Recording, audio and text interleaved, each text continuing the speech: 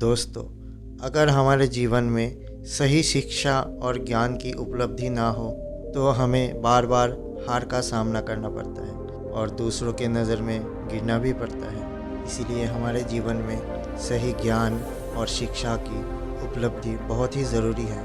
इसी से संबंधित दो कहानी आप सभी को सुनाने वाला हूँ। तो चलिए शुरू करते हैं। दोस्तों, सत्संग का हमारे जीवन में काफ़ी अधिक महत्व है। संगत सही रहेंगे तो हमारे विचार भी सही रहेंगे, और अगर विचार सही रहेंगे तो हमारे कर्म भी सही रहेंगे, और उसके साथ साथ जीवन में सुख शांति भी बरकरार रहेगी। इसीलिए सत्संग करते रहना चाहिए। सत्संग हमारे जीवन में कैसा असर करता है, इसके बारे में गौतम बुद्धा की एक कहानी प्रचलित है। आइए जानते हैं उस कहानी। बात उस समय की है जब गौतम बुद्धा काफी प्रसिद्ध हो चुके थे। वो रोज प्रवचन देते थे, जिन्हें सुनने के लिए काफी लोग आते थे। उन लोगों में प्रवचन सुनने के लिए एक लड़का ऐसा था जो रोज आता था। वो लड़का गौतम बुद्धा की सारी बातें बहुत ध्यान से सुनता था। काफी दिनों तक प्रवचन सुनने के बाद एक दिन उस लड़के ने सोचा कि मैं रोज प्रवचन सुनता हूँ, लेकिन मेरे जीवन में कोई बदलाव क्यों नहीं आ रहा है। महात्मा बुद्धा बातें तो अच्छी बताते हैं, लेकिन इससे मुझे कोई लाभ क्यों नहीं हो रहा है। उस लड़के ने सोचा कि मुझे इस बारे में महात्मा बुद्धा से बात करना चाहिए। अगले दिन वो लड़का बुद्धा से बात करने की इच्छा लेकर बुद्धा के सभा में पहुंच गया। बुद्धा का प्रवचन शुरू हुआ और वो कह रहे थे, अगर कोई व्यक्ति हम पर गुस्सा करता है तो वो हमारे से ज्यादा खुद का नुकसान ही करता है। अगर हम भी दूसरे को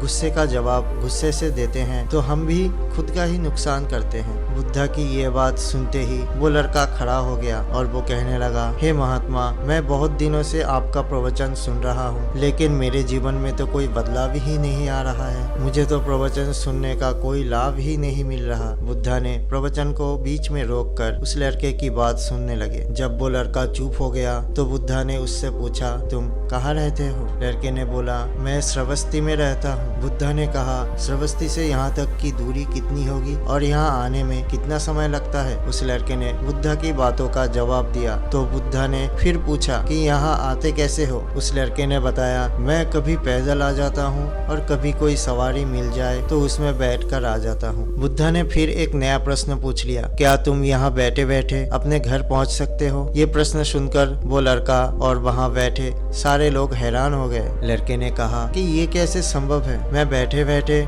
कहीं पर कैसे पहुंच सकता हूं? कहीं पर जाने के लिए मुझे तो चलकर ही जाना पड़ेगा। बुद्धा ने कहा, तुम्हारे बातों में ही तुम्हारा उत्तर छुपा है। सत्संग सुनने से तब तक कोई लाभ नहीं होगा जब तक कि तुम उन अच्छी बातों को अपने जीवन में उतार नहीं लेते हो। जब तक तुम अच्छे काम नहीं करोगे, इच्छाओं का त्याग नहीं करोगे, बुराइयों से दूर नहीं रहोगे, तब तक तुम्हारे जीवन में कोई बदलाव कैसे आ सकता है? सिर्फ प्रवचन सुनने से, यहाँ बैठने से तुम्हारे जीवन में कोई बदलाव नहीं आएगा। बुद्धा ने आगे कहा कि अगर तुम कोई अच्छा काम करना चाहते हो तो उसके लिए तुम्हें प्रयास करना होगा। विचार करने से कोई काम नहीं होता। सत्संग में तुम्हें केवल सही और गलत बातों का जानकारी मिलता है, लेकिन उन्हें अपने जीवन में किस तरह उतारना है ये तो तुम्हें ही तय करना पड़ेगा। तुम्हें प्रयास करना होगा, तभी तुम जीवन में सुख शांति और सफलता को पाओगे। दोस्तों, सत्संग करने से हमारी बुद्धि पवित्र होता है और हमारा मन गलत बातों से बचा रहता है। अगर हम सत्संग नहीं करेंगे तो हमारे विचार भटक सकते हैं। इसलिए अच्छी किताब पढ़ना चाहिए, अच्छे लोगों से मिलना चाहिए, सत्संग जैसे सभाओं में जरूर जाना चाहिए। हमारा जीवन पानी की तरह है, इसमें हम जैसा रंग घोलेंगे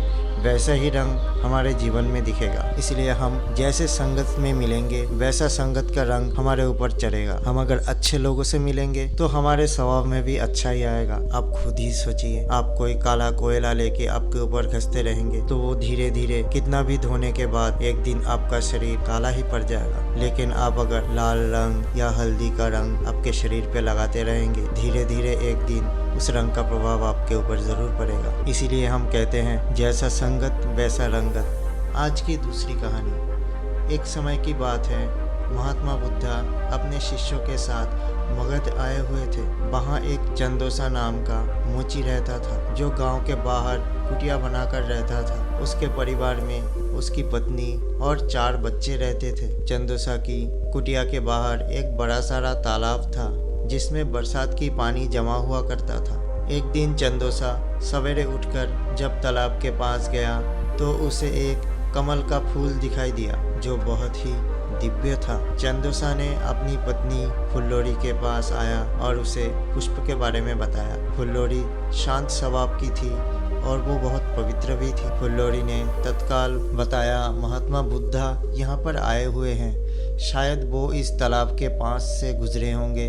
उनके दिव्यता के कारण इस कचरे भरे तालाब में भी इतना सुंदर एक दिव्य फूल हुआ है। पर चंदोसा के मन में अमीर बनने की ख्याल जागा। वो झटपट तालाब में कूदा और उस पुष्प को तोड़कर ले आया और अपने पत्नी को बताया, मैं इस पुष्प को राजा को देकर इसके बदले बहुत सारा मूल्य प्राप्त करूंगा और हम अमीर बनकर बहुत ही आराम से व्यतीत करेंगे। फुल्लोरी ने ये बात सुनकर कहा, ये तो अच्छी बात है, ये पुष्प हमारे किस काम के? ठीक है, आप इसे राजा को ही देकर आइए। चंदोसा ने कहा, ठीक है, मैं शीघ्र ही लौट कर आता हूँ। कहते हुए वो राजमहल की ओर तेज कदमों से निकल पड़ा। रास्ते में चंदोसा को तेज कदमों से जाते हुए देख एक व्यक्ति सामने आया और उसके हाथों में वो दिव्य पुष्प देखकर उस आदमी के मन में उस पुष्प को प्राप्त करने की इच्छा जागी। उस आदमी ने चंदोसा से उस पुष्प की कीमत पूछा। चंदोसा ने कहा, ये मैं राजा को देने के लिए जा रहा हूँ। पर वो आदमी उस पुष्प के बदले 2 स्वर्ण की मुद्रा देने के लिए तैयार हो जाता है। चंदोसा थोड़ी देर सोचता है कि अगर व्यापारी इस पुष्प के बदले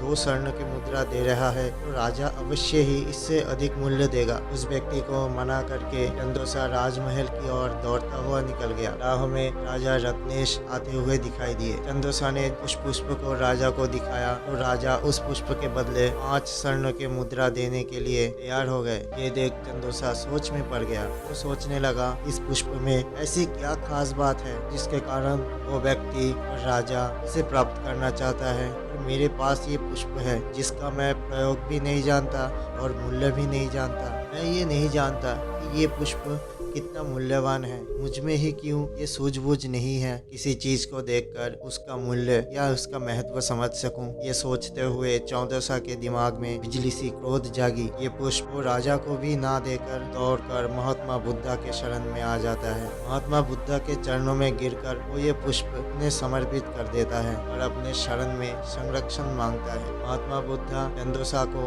उठाकर हृदय से लगा लेता है और उसे अपने शरण में ले लेता है। उसके बाद चंदोसा को धीरे धीरे ज्ञान प्राप्त होता है और उसके बाद वो अपने समाज में ज्ञान के माध्यम से समाज की पीड़ा हरने का प्रयत्न करने लगता है और आजीवन महात्मा बुद्धा के शिष्य बनकर रह जाता है। दोस्तों, अज्ञानी व्यक्ति के लिए जीवन एक अभिशाप होता है और ज्ञानी व्यक्तियों के लिए जीवन एक दिव्य पुष्प जैसा बन जाता है। धन्यवाद।